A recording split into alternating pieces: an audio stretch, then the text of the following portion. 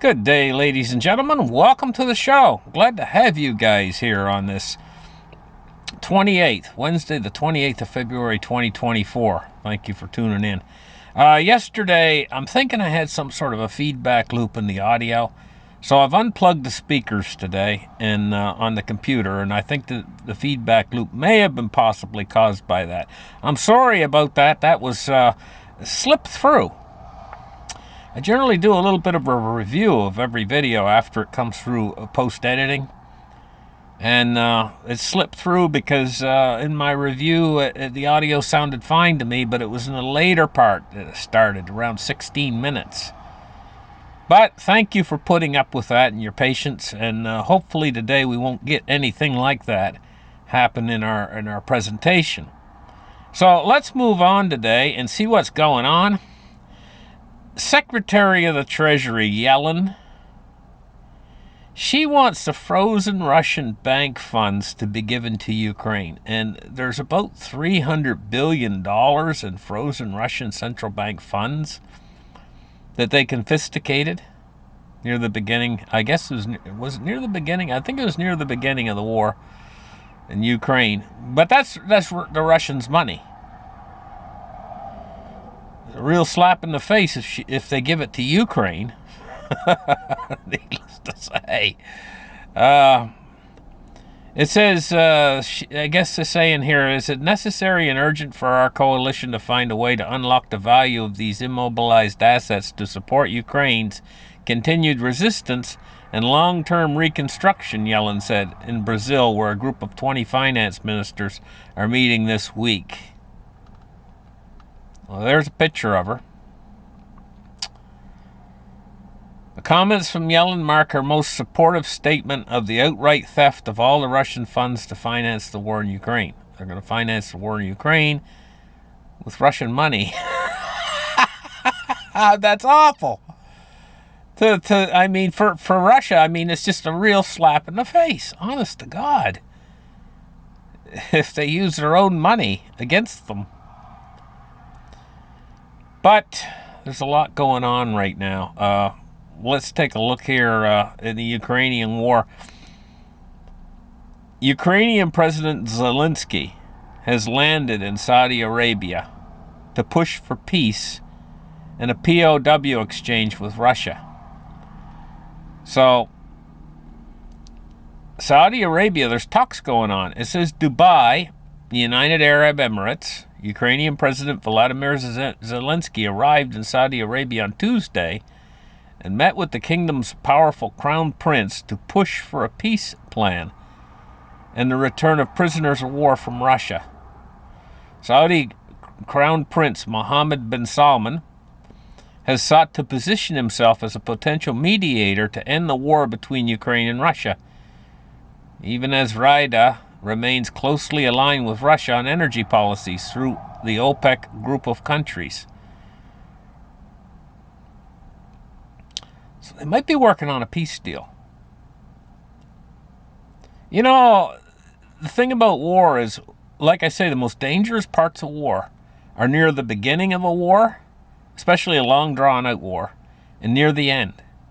Because that's when really things can happen very suddenly, you know, and so those are the two dangerous positions. And why I say dangerous for the whole world nowadays, because of nuclear armament. Let's get on and take a look now. I want to talk about Bitcoin, guys. Bitcoin breached $60,000. You know, when Bitcoin gets on a charge and people decide to invest in it, they say, hey, you know, this looks like a good investment. And some people get really excited about Bitcoin and they decide to invest in it. They pull their money out of the bank. That money's probably been sitting there. That money affects the velocity of money. So say a guy has got $1 million in the bank and he decides he's going to put it all into Bitcoin. Okay? That money had a net velocity. It was sitting in the bank account there. It had a net velocity of 0, or pretty much 0. It wasn't moving. Velocity of money has everything to do with the speed money's moving at, the dollar's moving at. So he withdraws $1 million and he goes out and he buys his Bitcoin.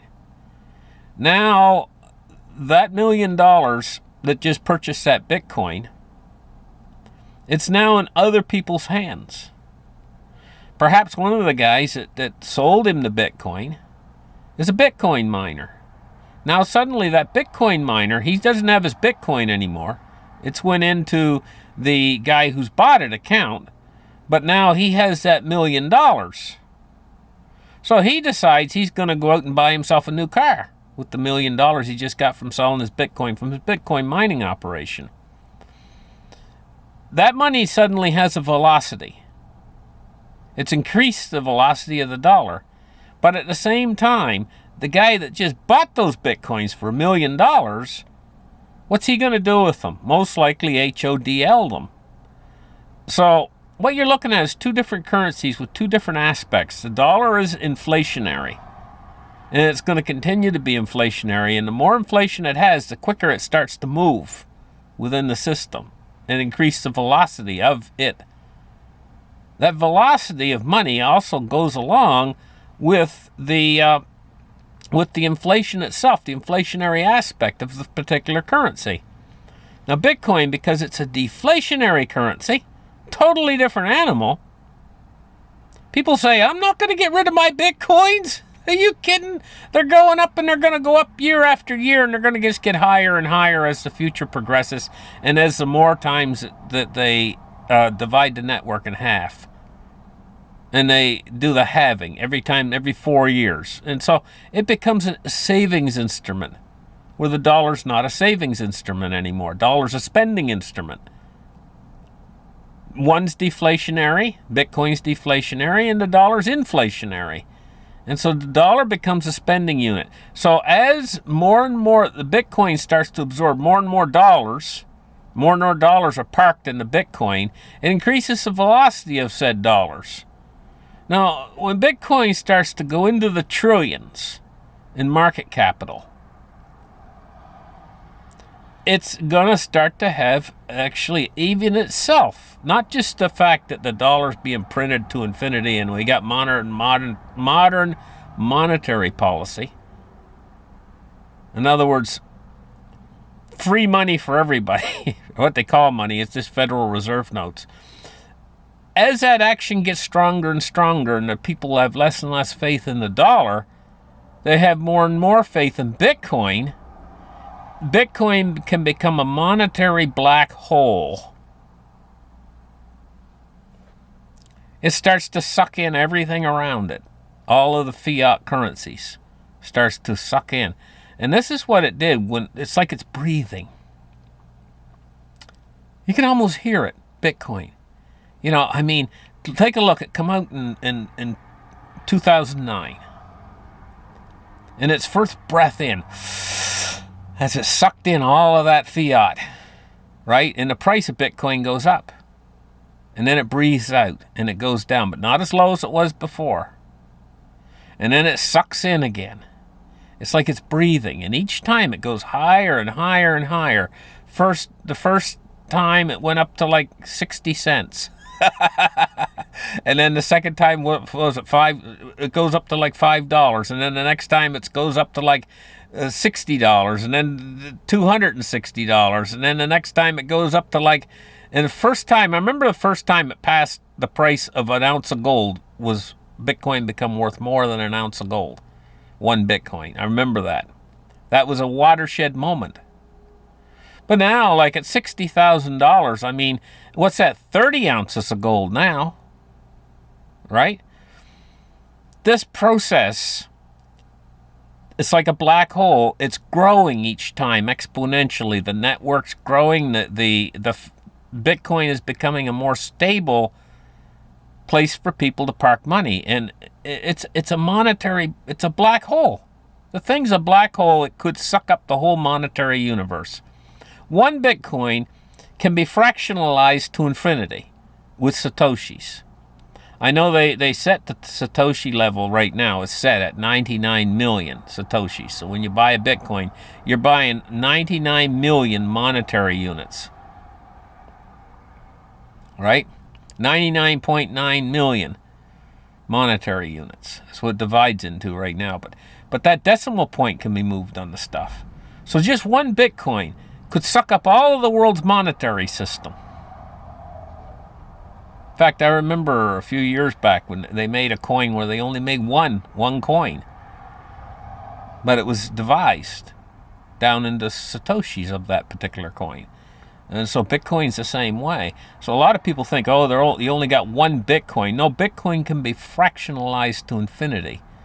And just one of them, but there's not one of them. There's 20 million of the things out there. Well, actually, no, but there's not 20 million anymore. Some have been lost and stuff. But ultimately, the limit, I think it's 21 million if I remember correctly. That's the total that can ever exist. And there's going to come a certain point where some are going to get lost into the network and stuff like that. But it can only ever deflate because of that set hard limit of how many can exist. Unlike dollars. And so we could see this thing at some point, if it's successful, we could see this thing suck up the entire world's monetary system. And what would a Bitcoin be worth then? I mean, well, you couldn't set a dollar price on it, but you'd have to say in today's dollars, it would probably be in the hundreds of millions per coin if it sucked up the entire world's monetary system. And they're giving the thing the opportunity. The fact that the whole world's monetary system now is an enormous fiat money Ponzi scheme. That's what created this thing. That's what's fed it all along. And that's what's made it grow to the point it is today. And last time it made it to 68,000. Now it's already to 60,000 and we're early in this bull run. And so I'm telling you guys that it's not a far stretch for my imagination to see it crest 100,000 on this run that it's doing right now. But this is just the beginning. One of two things is going to happen with this. Either this is going to win the entire world and stay on its charted course to become, or something's going to happen to completely destroy it and be worth nothing. And so when you're investing in this stuff, you're actually, it's like you're buying a lottery ticket. You know, same thing with your lottery ticket. You go out and buy a lottery ticket, and when they pull the numbers out of the hat, you know, you might just have to tear your ticket up because it's worthless. Or you might win. Bitcoin's an awful lot better odds, I would say, of winning than a lottery ticket. So, you know, for all those old ladies and stuff out there who like to stand in line waiting to buy their lottery tickets every week, be better off to buy a little bit of Bitcoin and put it away for yourself. It's much more of a sure thing, you know. Now, Germany and NATO rule out sending troops to Ukraine as Russia rebukes Macron. Rebuttal of Macron's remarks comes as the Kremlin warns of conflicts if the West puts boots on the ground in Ukraine. In other words, there's going to be trouble. You put boots on the ground in Ukraine, there's going to be trouble. It says Germany, Poland, and NATO have ruled out sending ground troops to Ukraine as the Kremlin warned such a move would make a major escalation and result in direct conflict with Russia and the Western Security Alliance. Boom. Boom shakalaka. There you go. That's it, right? They've been told and they've been warned that it will create World War III if they try to put boots on the ground. I mean, that should be obvious, though. That they'll become, Russia's fighting in there. And if they put NATO boots on the ground, it means that they'll be directly in front of the, of course they're going to fight. They're soldiers, that's what they do. That's their job.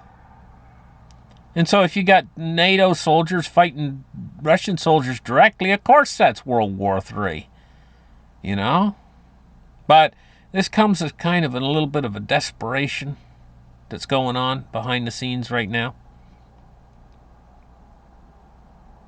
There's a bit of desperation going on. Because things are, right now, are, boy, oh boy, the world's in a knotted mess right now. You have no idea.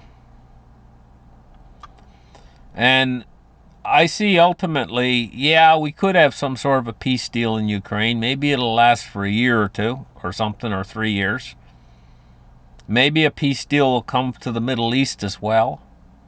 And maybe it'll last for a couple years. But the underlying situation that's causing all this mess is not going away.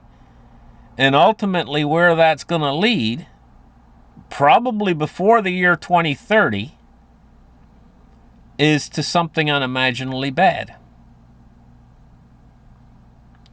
The underlying situation revolves around what we've done. And I shouldn't say we. I didn't have anything to do with it. You didn't have anything to do with it. But by gosh, the Jekyll Island incident sure had a lot to do with it. What they were conspiring to do in Jekyll Island way back in the early 1900s. That sure did have a lot to do with it. And now we're seeing the fruitage of this worldwide. We're going to have to pay, and pay dearly, for what has been done, or been done to us, I should say, because it enriches the few, but they knew that. They knew it would enrich them, and they knew it would enrich their descendants. But ultimately, as it continues, as the process continues to its final end, or its final aim, it does more than enrich. It destroys the middle class.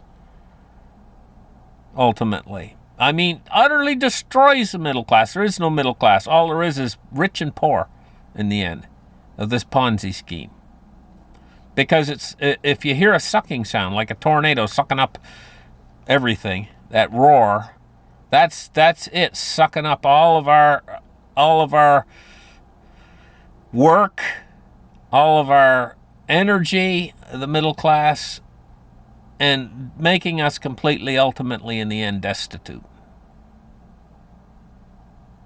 While the ultra-rich just keep getting richer and richer into the end. And this is unsustainable. Because at a certain point, it's like, it doesn't matter if they tricked us or not, all the ordinary people out there. And at a certain point, the ordinary people are going to say, hey, this is running us into the ground, and we ain't going to take it anymore at a certain point. And that can come suddenly and unexpectedly, and not from any particular source you can find. In other words, now, through electronic surveillance or whatever, computer systems, AI, and everything else, they can know everything that's going on with each and every person. They know more about you than you know about yourself. So they can search through the system and try to find any. But ultimately, if they lead this thing to its conclusion, it'll come from an unknown source. It could come from anywhere. It's almost like, hey, a guy puts in a system in his barn. He's got a barn full of hay, okay? He puts in smoke detectors and a system to detect heat and all these kind of electronic equipment and everything else in there to prevent his barn from burning down, right? It can sniff heat sources. It can blah, blah, blah, right? But if it gets flammable enough in there, it can go up like the Hindenburg. And you won't even know where they don't know where the Hindenburg spark came from that blew up the Hindenburg. They don't know where it come from. They say, well, it's St. Elmo's fire. It could have been anything. Could have been anywhere. And it's the same way. You get something a big enough cloud of something that's extremely flammable, and it'll find an ignition source. And that's the way with this. The cloud's growing bigger and bigger. And in fact, their electronic surveillance and stuff allows the cloud to grow much bigger than it normally would, because they suppress any dissension and within the system, and they're able to electronically find it. It's like the barn. The guy's got the system set up in his barn to detect anything, any heat source or anything, to keep his barn full of hay from burning down. But, I mean, this is the way. This is the way it's going this way, but it's taking a long time. Yes, it's going to take a long time. The Ponzi scheme has to play itself out. And that's what's in the process of doing right now.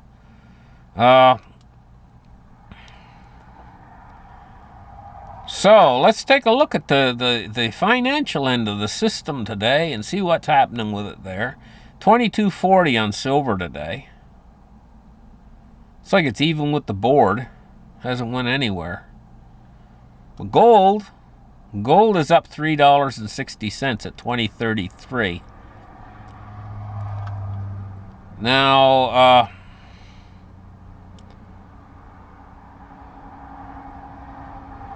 the Dow Jones Industrial Average today is down 70 points at 38,901.